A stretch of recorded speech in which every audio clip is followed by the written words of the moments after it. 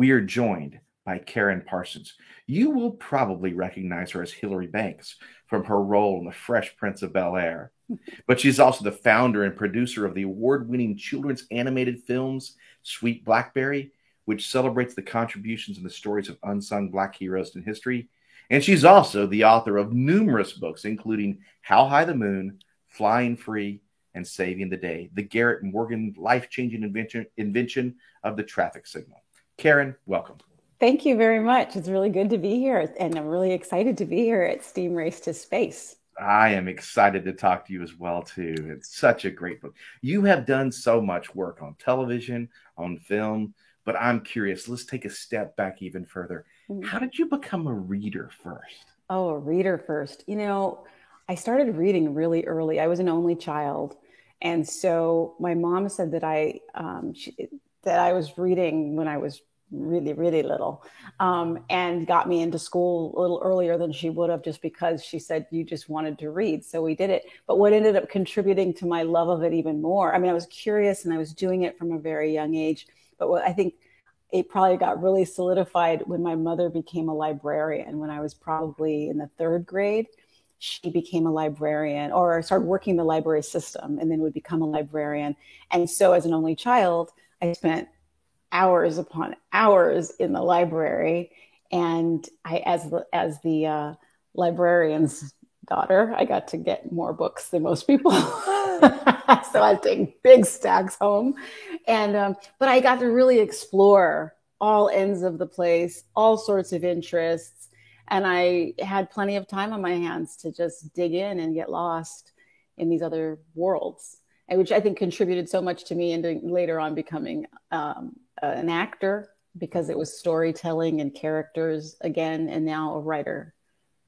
That is like being given a magic ticket. Mm-hmm. All the books you want from a library. Oh, wow, that's incredible. Yeah, it is. I have the most fond sensory memory of it. Whenever I think back to being there and what it felt like inside the library, it's so clear to me what it felt like when I was a kid, and the sense of wonder, and it was quiet and it was just so mysterious. And every time I opened something up, it was like you were entering a whole new, a different kind of mystery. Totally, everything's so different from everything else. And it was fun. It was good. I mean, I'm still, I'm the person. It's like, you got to kill some time, drop me off at the library, I'll meet you there. That sounds wonderful. Speaking of sort of being dropped into this wonderful sort of storytelling mystery, you have a couple of books before we talk about Garrett Morgan. I will say, and it's perhaps for a slightly older age group, but yes. How High the Moon is a brilliant, lovely, beautiful book. I really enjoyed it. Thank you so much. It is an absolute treat. Thank you. Thank you. Wonderful. It meant a lot to me doing that. It was inspired by my mother's growing up in the Jim Crow South, which she always talked about as, oh, my childhood was so great. It was so happy. And it wasn't until I was, at some point in my adulthood that I went, wait a minute, that was a Jim Crow South, segregated South. You have to tell me more.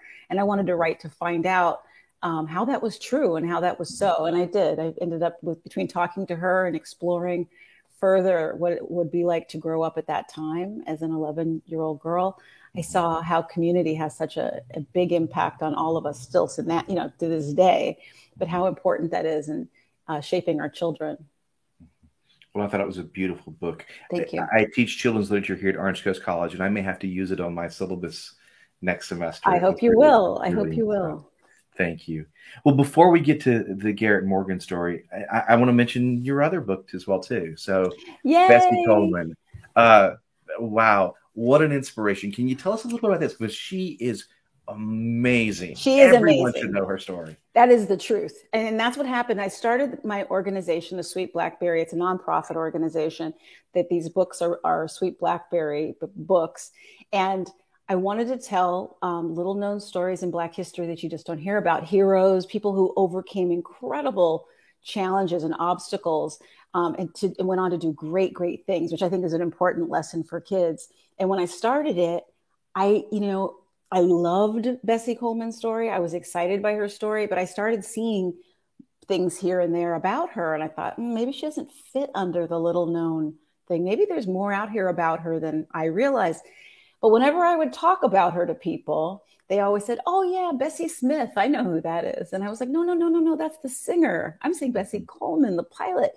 And this happened and over and over. And I thought, you know what? People need to know, even if there are things out there. I want more people to know about this woman who inspires me so much. I mean, this is the first Black female aviator. She got her pilot's license before Amelia Earhart, who we know everything about. No one she was half Cherokee, or I think a quarter Cherokee, and African American, and nobody in the United States would teach her how to fly because she was a woman and she was this woman of color. So she got sponsorship. This is back in 1920. Crazy, and people knew so little about flight, but she was so brave that she got sponsorship, and she took a boat to France, learned the language, went over and spent months and months learning how to fly, because there they would teach a woman how to fly, a woman of color to fly. Came back a hero. And to me, long after I finished writing the book, I had her picture up on my computer desktop, because whenever I see her face, she inspires me and reminds me of what I'm capable of. And I hope she does that for kids when they read this book. Everyone needs to go get this book and read it. You will love it. And she is a hero and an inspiration. And I'm so glad you shared her story. And we all need to know her story.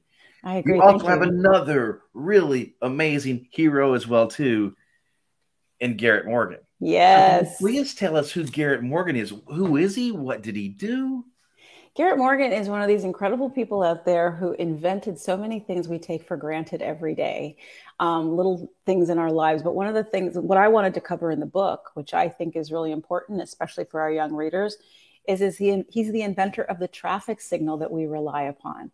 There have been different incarnations of the traffic signal, but like, for instance, there's the red, yellow, green.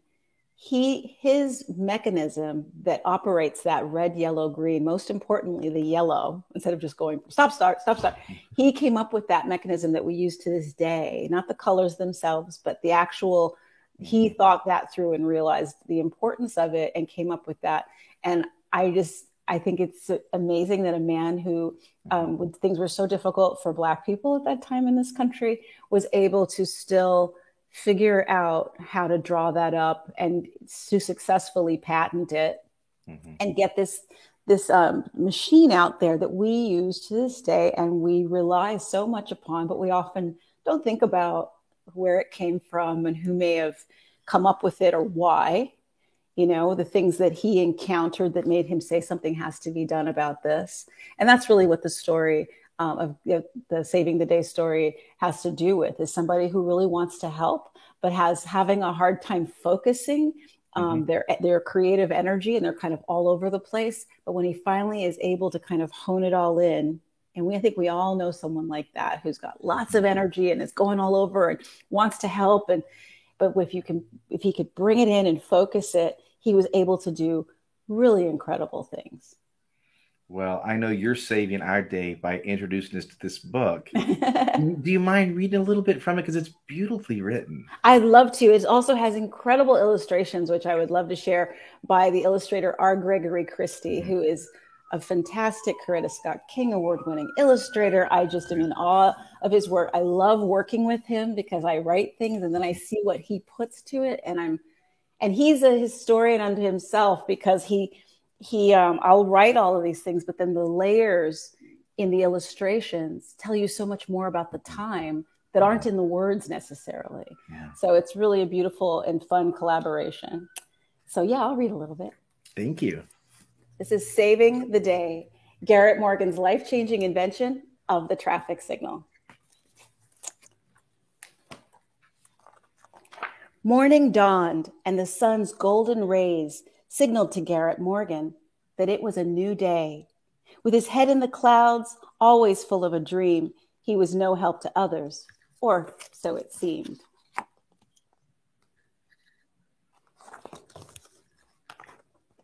His brothers and sisters worked the house and the field, but Garrett's talents had yet to be revealed. Oops, get over here. There it is. He'd spend time alone, long walks he would take, his mind imagining new creations to make. In the middle of the road, a wheel lay on the ground. I know I can use that.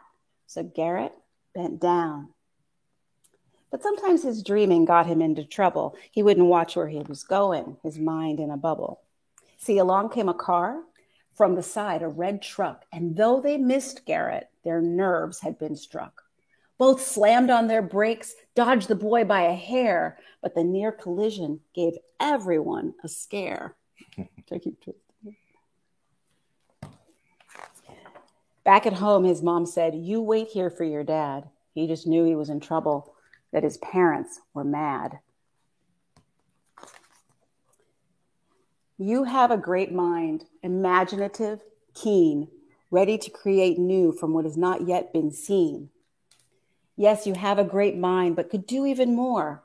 A tutor in the city could help your dreams soar. This decision was hard. We don't want you away, but it's for your own good. You'll understand one day.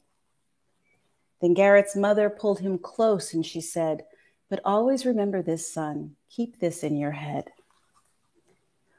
While Ruth's good at fishing and Will loves to bake, Lucille loves the stars and the patterns they make.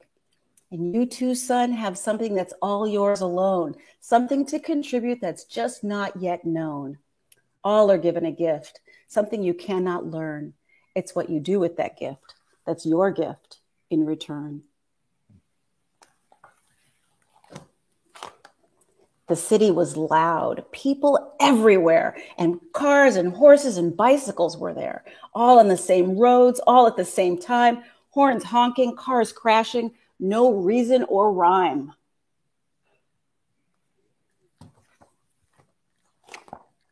Garrett studied hard, and when his lessons were done, he found a job doing something he found fun, fixing sewing machines with their rotors and springs and gears and buttons.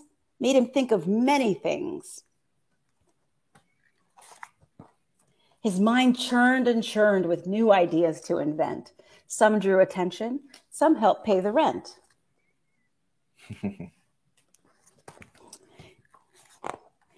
The day's early dawn signaled Garrett to wake. He decided to walk, a scenic route he would take.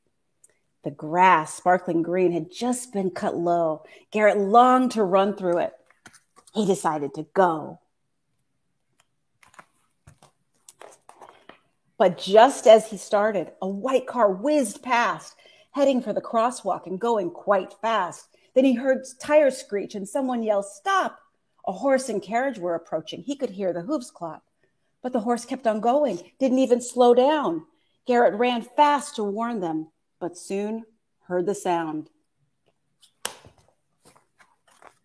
First a crash, then a boom, then the horse whinnied high. When Garrett finally got there, he tried not to cry.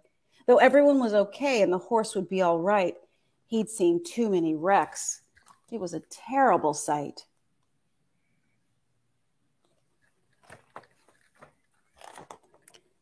There has to be some way to let drivers know that someone else is approaching, when to stop and to go.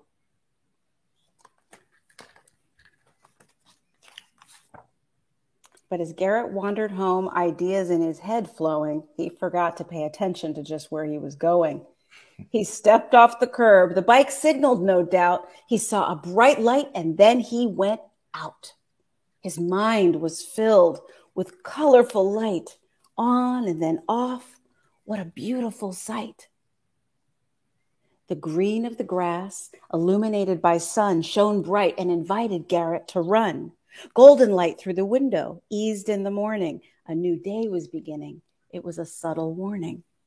The red glow of the coals, far too hot to touch, told Garrett to stop. One more move was too much. His mind was racing, ideas twisted and nodded. Then he suddenly jumped up and exclaimed, "I've got it!" A traffic signal. That's what he'd create, so all could travel safely. Yes, it'd be great. The red, yellow, and green would come along later, but it was Garrett's foundation that made us all safer. Garrett had a gift. Yes, that is a fact. But what meant the most? was that he gave back.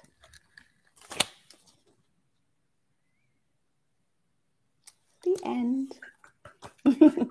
Karen, that is amazing. Thank you. We're running short of time. I love that. I need to know whose story are you telling next? Because Garrett and Bessie are amazing. Where are you going next? Whose story do we need to know? Oh, there are so many. And I think every day seems like somebody's writing me and telling me a story I haven't heard.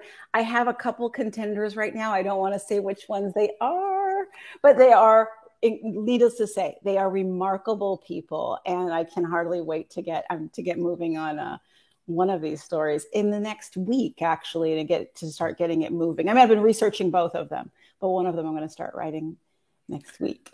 Well, that is a wonderful mystery, and I can't wait to find out which story you tell next because they're wonderfully important. So Thank you. They really are. And I'm glad you appreciate them. And thank you for the opportunity to share them today. Karen, thank you so very, very much.